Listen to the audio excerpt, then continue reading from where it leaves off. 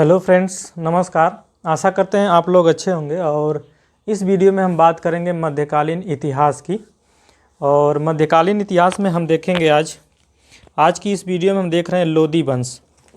और लोदी वंश में जो महत्वपूर्ण विभिन्न परीक्षाओं में प्रश्न पूछे गए हैं उनको देख रहे हैं। और जितने भी लोदी वंश से संबंधित शासक थे उनके बारे में हम चर्चा करेंगे, लेकिन विस्तृत चर्चा नहीं करेंगे। इस वीडियो में हम देखेंगे कि जो जो टॉपिक परीक्षा की दृष्टि से महत्वपूर्ण हैं उनको विशेष महत्व दे रहे हैं इस वीडियो में। तो देखते हैं लोदी वंश। लोदी वंश 1451 से 1526 तक लोदी वंश ने भारत में शासन किया था। और इस लोदी वंश में जो जो मुख्य रूप से शासक थे उसमें बहलोल लोदी, सिकंदर लोदी और इब्राहिम लोदी, ये मुख्य शासक थे। बहलोल लोदी, इब्राहिम लोदी और सिकंदर लोदी। बहलोल लोदी का जो शासन काल था वो 1451 से 1489 तक रहा। 1451 से 1489 तक इसने भारत में शासन किया। लोदी वंश का जो भारत में पहला अफगान वंश माना जाता है। लोदी वंश जो है वो भारत में अफगान शासकों में सबसे पहले लोदी वंश आया। इसके बाद बहुत सारे अफगान शासक आए और भारत में आए और दिल्ली पर शासन किया। लेकिन जो लोदी वंश था, लोदी वंश भारत का पहला अफगान वंश का माना जाता है। और लोदी वंश का संस्थापक की बात करें तो बहलोल लोदी इसका संस्थापक है। दिल्ली की गद्दी पर बैठने वाला पहला अफगान शासक था। ये भी प्रश्न पूछा जाता है महत्वपूर्ण रूप से कि लोदी वंश का जो पहला शासक था वो कौन था, तो बहलोल लोदी था। और यह पहला अफगान राजा था भारत में। दिल्ली पर शासन करने वाला पहला अफगान राजा था बहलोल लोदी और यही इसका संस्थापक था। बहलोल लोदी अपने नाम का एक सिक्का चलवाया था। और यह भी इसमें पूछा जाता है कि लोदी वंश में लोदी सिक्का किसने चलवाया था, तो बहलोल लोदी ने अपने नाम से एक सिक्का चलवाया था।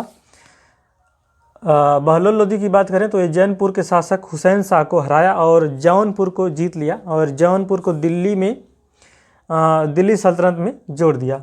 हुसैन शाह जौनपुर का शासक था और बहलोल लोदी जो था वो हुसैन शाह को हराकर जौनपुर को दिल्ली सल्तनत में जोड़ लिया था। तो ये भी प्रश्न महत्वपूर्ण है कि जौनपुर का शासक कौन था, तो हुसैन शाह था। और हुसैन शाह को कौन हराया था, तो बहलोल लोदी। और बहलोल लोदी ने जौनपुर को दिल्ली के सल्तनत में जोड़ लिया था, मतलब जौनपुर को भी अपने कब्जे में कर लिया था। बहलोल लोदी सुल्तान बनने से पहले सरहिंद का सूबेदार था। जब सुल्तान बना तो उसके पहले ये सरहिंद का सूबेदार था।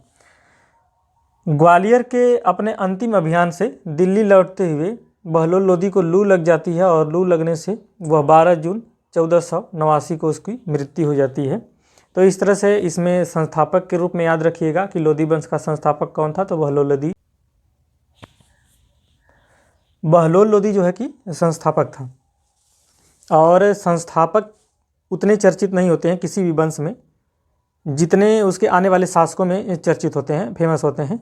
तो इसमें बहलोल लोदी भले ही संस्थापक था, लेकिन इसमें सबसे ज़्यादा चर्चित जो था वो सिकंदर लोदी था। तो बहलोल लोदी की मृत्यु हो जाती है लू लगने से 12 जून 1489 को। और उसके बाद सिकंदर लोदी गद्दी पर बैठता है और सिकंदर लोदी 1489 से 1517 तक लोदी वंश का सर्वश्रेष्ठ शासक बना। लोदी वंश का सर्वश्रेष्ठ शासक कौन था, तो सिकंदर लोदी था। हालांकि बहलोल लोदी इसका संस्थापक था, लेकिन सर्वश्रेष्ठ शासक कौन बना, सिकंदर लोदी। और सिकंदर लोदी 1489 से 1517 तक लोदी वंश का सबसे सर्वश्रेष्ठ शासक था। अच्छा, सिकंदर लोदी का जो मूल नाम था निजाम खां था। निजाम खां को सिकंदर लोदी की उपाधि धारण किया था। जो निजाम खां था वो उसका मूल नाम क्या था, निजाम खां था, लेकिन उसने उपाधि धारण की थी सिकंदर लोदी की, इसलिए उसको सिकंदर लोदी से ही सभी लोग पहचानते हैं, जानते हैं सिकंदर लोदी। लेकिन उसका मूल नाम जो था वो निजाम खां था और ये इसकी उपाधि थी। सिकंदर लोदी उसकी उपाधि थी। इसका उपनाम जो था वो गुलरुखी था। सिकंदर लोदी का जो उपनाम था उसका गुलरुखी नाम था। किसी भी व्यक्ति का घर पे जैसे बुलाते हैं तो उसका एक अन्य नाम होता है, लेकिन स्कूल कॉलेजों में उसका अन्य नाम होता है। उसी तरह सिकंदर लोदी का जो उपनाम था वो गुलरुखी था और गुलरुखी नाम से ही ये फारसी भाषा में कविताएं लिखता था। जो फारसी भाषा में कविता लिखता था वो गुलरुखी नाम से लिखता था, जो इसका उपनाम था। इसको याद रखिएगा कि किस भाषा में वो कविताएं लिखता था, तो फारसी भाषा में कविताएं लिखता था।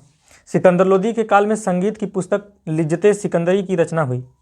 सिकंदर लोदी के ही काल में, मतलब आप समझ सकते हैं कि उसके ही काल में एक संगीत की पुस्तक लॉन्च होती है जो जिसका नाम है लिज्जते सिकंदरी। इसका मतलब ये है कि सिकंदर लोदी जो है वो संगीत का बहुत बड़ा प्रेमी था, तभी तो उसने इस नाम की एक पुस्तक की रचना करवाई। इसी के कहने पर इसी के काल में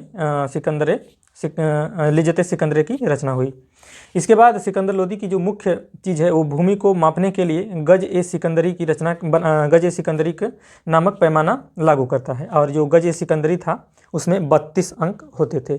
गज ए सिकंदरी में 32 अंक होते थे। और गज ए सिकंदरी क्या है, तो यह भूमि मापने का पैमाना है।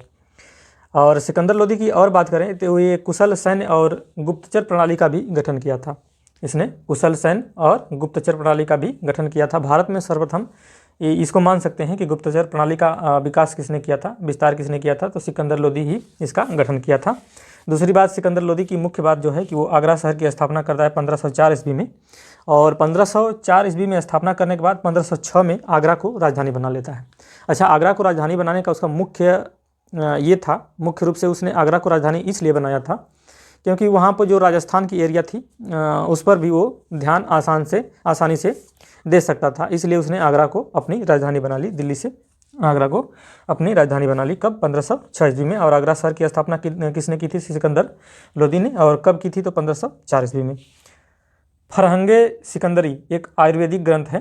फरहंगे सिकंदरी एक आयुर्वेदिक ग्रंथ है जिस सिकंदर लोदी ने इसकी रचना करवाई थी। और सिकंदर लोदी की बात करें तो ये ब्राह्मणों पर जजिया कर लगाया था। जजिया कर जितने भी ब्राह्मण नहीं थे, मतलब हिंदू धर्म से लोग जितने भी थे, उन पे जजिया कर सिकंदर लोदी ने लगवाया था। अच्छा, एक बोधन नाम का ब्राह्मण था और जिसने बताया था कि मुस्लिम धर्म और हिंदू धर्म दोनों एक जैसे ही हैं और दोनों एक ही तरह की बात करते हैं, उसमें कोई भेदभाव नहीं है। इसलिए इसने बोधन ब्राह्मण को फांसी की सज़ा दे दी थी सिकंदर लोदी ने। और सिकंदर लोदी की जो मृत्यु होती है 31 नवंबर 1517 ईस्वी की उसकी आगरा में मृत्यु हो जाती है। आगे आने वाले वीडियो में हम बात करेंगे। आज हमने बात किया बहलोल लोदी और सिकंदर लोदी की, और आने वाली वीडियो में हम अन्य जो भी इसमें हैं उनकी हम बात करेंगे। और इस वीडियो में आप इस चीज़ों को याद रखिएगा। और जो ये प्रश्न पूछे गए हैं परीक्षा में, केवल उन्हीं को हमने समझाने का प्रयास किया है। हालांकि विस्तृत चर्चा हमने इसकी नहीं की है। और विभिन्न परीक्षाओं में इसे, आने वाली विभिन्न परीक्षाओं में भी प्रश्न इससे बन सकते हैं। और परीक्षा की दृष्टि से बहुत ही महत्वपूर्ण चैप्टर है लोदी वंश। और आने वाली वीडियो में हम इसको पूरा कवर करने का कोशिश करेंगे। तब तक के लिए नमस्कार। यदि हमारी आपको वीडियो अच्छी लगती है तो हमारी वीडियो को लाइक कीजिए तथा हमारे channel good education with Ajay को सब्सक्राइब कीजिए। तब तक के लिए नमस्कार।